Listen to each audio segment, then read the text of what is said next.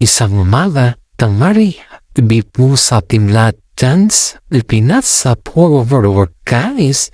At po kayo sa pinatlove na kung saan po ay mas marami po tayo ngayon sa ngayon. Ito po yung ating ngayon guys. Pangkol kala Kim Chu. At saka si Paolo Avellino. Si Kim Chu po sa ngayon guys ay namimili niya ng mga gamit na like sofa or something magamit para sa bahay kasi nga po si Kim Chu po ang may gusto or siya po yung mag-decide ko anong mga gamit ang kanilang gagamitin ni Paolo Avellino sa kanilang bahay. And of course sa marami naman pong mga netizen ang magustuhan ng tila ni Kim Chu kasi next po nila yan. Sa kwan guys, next po nila yan sa kanilang Instagram. Haba, ang dami mga netizen po nasasap na ang sarap sa pakiramdam na si Kim Chu pala yung palaging nangyay ng kanilang mga gamit. Haba, si Paolo Avellino talaga ay napakabait dahil bigyan niya talaga na si Kim Chu ng right o karapatan para pumili sa kanilang mga gamit. And of course naman guys, masayang-masaya naman po si Kim Chu dahil nire-respeto naman po ni Paolo Avellino yung kanyang decision. And of course, guys, maraming mga netizen pong natutuwa kay Kim Chu dahil po sinabi po niya mismo na mas mahalala po si Paolo Avellino kumpara sa mga ibang tao guys kasi nga po pinakita kasi ni Kim Chu sa kanyang mga fans na mas binibigyan niya ng priority si Paolo Avellino dahil na po si Kim Chu guys ay masaya kay Paolo Avellino at hindi lang po yan guys. Sabi na makaramihan na halos lahat o halos mga ay color pink. Yung color pink kasi guys is yan po yung favorito ni Kim Chu at ang gusto niya po is color pink. Pero si Paolo po is wala naman siyang pakialam po yung color or ano yung design na gusto ni Kim Chu kasi mas gusto rin kasi ni Paolo Avellino na yung bang ang galing sa loob or yung bang mismong si Kim Chu yung mamili sa kanilang design sa kanilang bahay na titirahan. And of course naman guys, alam mo, in fairness naman kay Paolo Avellino malaking pinagbago ni Paolo sa ngayon dahil yung pinagbago ni Paolo sa ngayon na sila ni Kim Chu guys ay marami nang nakakalata sa kanya. Hindi lamang po sa mga kaibigan nila kundi pati na rin sa kanyang pamilya. At yung mga iba nilang friends guys napapansin din yung pagbabago ni Paolo Avellino dahil noon kasi guys ay hindi naman madalas uuwi si Paolo Avellino after the sete. Bumagawa, makikisama pa lang yan sa kanyang mga kaibigan or nakikipaghalubilo muna siya sa kanyang mga ibang kaibigan ba mapa-in showbiz man or out showbiz man ay nakikipaghalubilo muna si Paolo Avellino. Pero sa ngayon guys, napansin ng kanyang mga karamihan sa kanyang mga kaibigan na halos si Paolo na ngayon ay medyo tipid na yung kanyang pakikipagkuhan ba. Yung oras ba ay dahil pag-uwi kasi nila pagkatapos ng set nandyan na si Kim Chu. Siyempre pag bagong asawa kasi guys or bagong nasisang bahay lang kayo na yung mamalengke. Kayo na din na yung magluluto sa inyong pagkain. Kayo na din na yung lahat ba kayong dalawa na yung gumagawa. Pero in fairness naman na kay Kim Chu mabilis siya matuto. Ang bilis siya matuto sa pagluluto lalo't si Paolo Avellino naman guys is napakasimple lang na tao. At hindi naman siya yung tao na sobrang magarbo pagdating sa pagkain. Kaya mabilis lang po naluluto ni Kim Chiu yung kanyang mga pagkain, guys. Siyempre bilang isang babae kasi kailangan mo din talagang alagaan yung aalagaan ng iyong asawa, iservan, or kaya ay asikasuhin dahil yan po yung pinakamalaga sa lahat, yung asikasuhin mo ang iyong asawa dahil po hindi mo yan nasikaso. Siyempre, ibang usapan na yan, guys. Hindi mo inasikaso ang iyong asawa. Sabihin sa iyo ay may iba ka na, di ba? Ganun naman yun, guys. Ganun naman yung sistema na kung saan naman ay nakita naman ng mga ibang tao na si Kim Chiu maalaga kay Paolo Avellino. Shoutout po tayo sa mga senior citizen dyan na palaging nanonood sa ating YouTube channel. Pakilike and share naman po yung nating YouTube channel. Sa mga fans po natin na nasa abroad, maraming salamat po sa lagi ninyong pagsubaybay sa ating YouTube channel.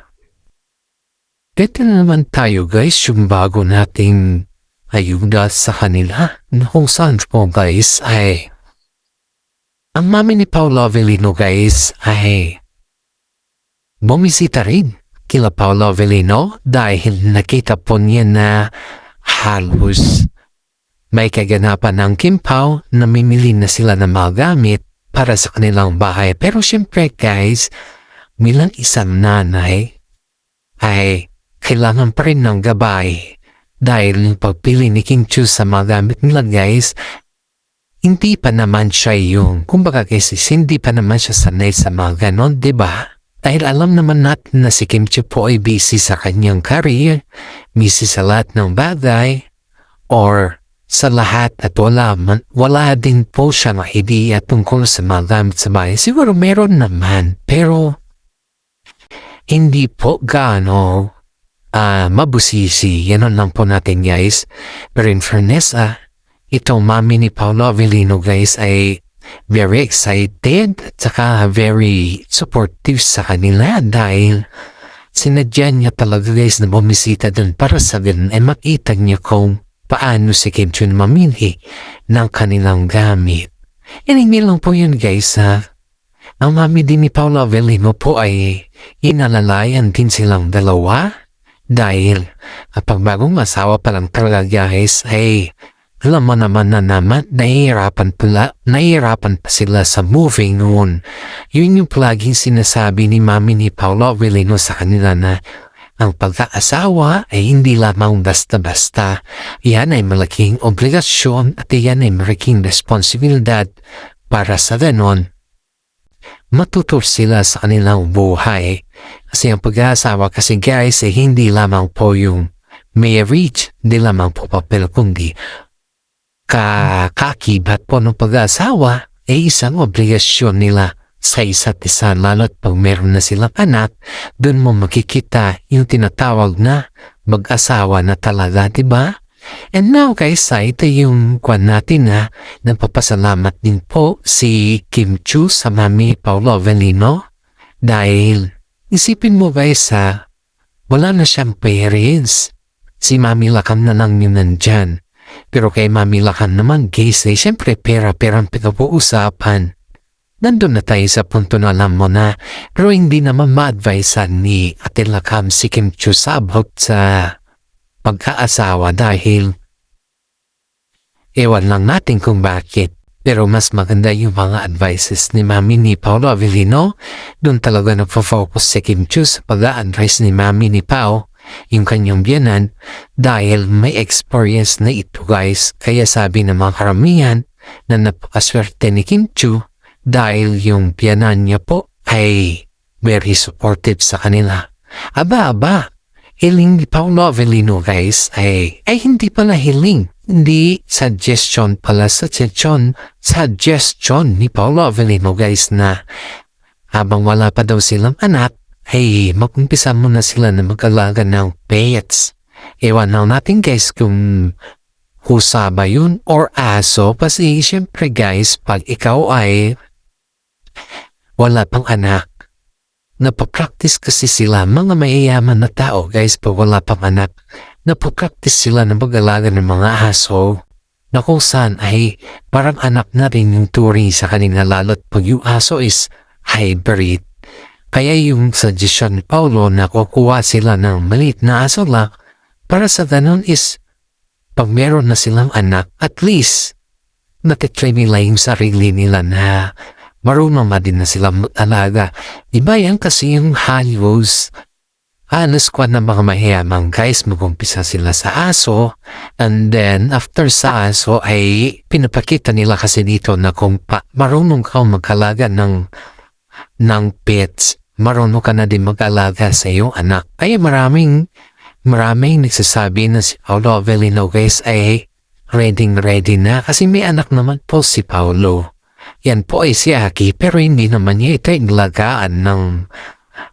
saka inalagaan, kundi inalagaan po LG yun sa Amerika. Kaya si Paulo po ay yung pagiging tatay niya is nagiging tatay lang naman si Paulo Avellino pag nagpabakasyon sila na Aki, may mga banding sila, ganun na po eh. Pero in fairness naman kay Aki guys, nung pinaalam na, ayun nga, ikakasal na yung dalawa sila Paulo Avellino at kay Kim Chiu, ay todo suporta naman siya sa decision ng kanyang daddy na kung saan ang sabi niya sa kanyang panayam na kung saan masaya ang daddy ko, susuportahan ko kasi hindi ko rin umibigay ang kanyang kaligayahan. Napakaswerte naman ni Paulo Avellino sa kanyang anak dahil ay ganun po sa murang edad pa lang ni Aki ay talobo pa rin sa kanyang daddy. Lahat guys ay nakikita naman natin yung full support ni Aki sa kanyang dati, diba? In fairness naman guys, alam niyo yung pakiramdam ng isang ama na yung full support yung kanyang anak sa kanya is it's a big fuck or big happiness po yun guys. Kaya nga po sabi ni Kim Chiu ay ituring niya na parang anak or totoong anak si Aki. Pag in case man po guys na darating yung panahon na ipapairam si Aki kila Paulo Avellino at saka si Kim Chiu guys ay handa naman daw alagaan ni Kim Chiu si Aki. Dahil ang isang anak or isang bata guys ay iyon po yung nagpipigay ng saya, liwanag, at ginhawa sa isang pamilya. Kaya nga po, sinasabing pamilya. Dahil kapag ikaw ay may anak na or kapag ikaw ay nabuo na yung pamilya. Iba pa rin kasi guys kapag may anak na yung buong-buo na. Kaya maraming mga netizen na nagsasabi na napakaswerte din ni Kim Chiu kay Paulo Avellino kasi kahit kabi-kabilaan ng kanilang issues ay nandyan pa rin yung happiness niya, nandyan pa rin yung pagiging tatay niya, at nandyan pa rin yung very responsible siya sa kanilang dalawa ni Aki. Ito po guys, may bago na naman tayong another update sa kaganapan ng mga ibang showbiz guys Itong si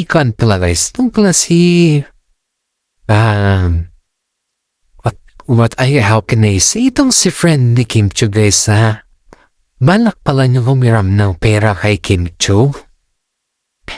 Nung time na balak pala niyang humiram, nakita pala ni Paulo Avellino yung expression ni Kim Chiu dahil nga pala itong kaibigan nila guys ay ang dami na pala itong nahiraman pero in return ang hirap niyang mag-return.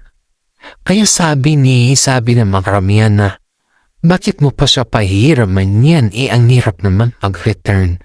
Pero dahil sa nahihiya si Kim Chiu ba, inisip po si Kim Chiu guys yung pagiging magkaibigan sila.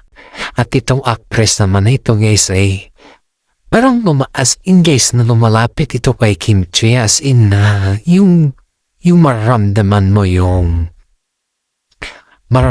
mo yung tinatawag na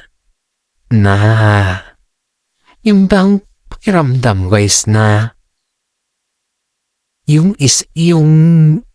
lalapitan ka lang pag may kailangan, ganon. Yun po yung pakiramdam dito guys, dahil iisipin natin na yung pakiramdam ni Kim Chiu na matagal naman niya itong kaibigan, pero sa ngayon is she's just I don't think so, if I'm not mistaken na pero ngayon na siya lumapit kay Kim Chiu. Hindi lang sa ngayon pala, marami ng beses, pero pag may kailangan lang siya, doon lang siya lalapit kay Kim Chiu. Hindi po siya yung mga kaibigan na yung kung saan sila pumupunta, nandyan siya palagi, or kung saan man sila sa whatsoever. Pero pag may kailangan lang ito, ngayon lang siya lalapit kay Kim Chiu. Kaya sabi ng mga karamihan na, stop pretending na kaibigan mo si Kim Chiu, kasi in behalf sa mga dami mong, kumbaga guys, is sa dami ng kababalaghan na ginawa nito ay ngayon lang siya yung parang lumalapit kay Kim Chiu. Aba, syempre, sabi ng isang vlogger guys na kung saan ay sinabi niya mismo na bakit ngayon lang siya lumapit? Ang daming panahon na kailangan din siya ni Kim Chiu, pero bakit ngayon lang siya lumapit ng ganito? Yun sabi sa kanya guys. Pero in fairness kay Kim Chiu guys, parang dinededma niya na lang yung mga issues para sa ganun is hindi naman na siya mahirapan pa. Pero kahit ganun yung naging issues guys ay kusang low pa rin si Kim Chiu na tinulungan siya. Pero ewan ko lang guys kung nandun pa rin, kasi ito guys na ibang bisita sa bahay nila Kim Chiu pag may kailangan talaga. And this is for today guys. Paki-like and share naman po yung ating YouTube channel. Maraming salamat at God bless po sa ating lahat.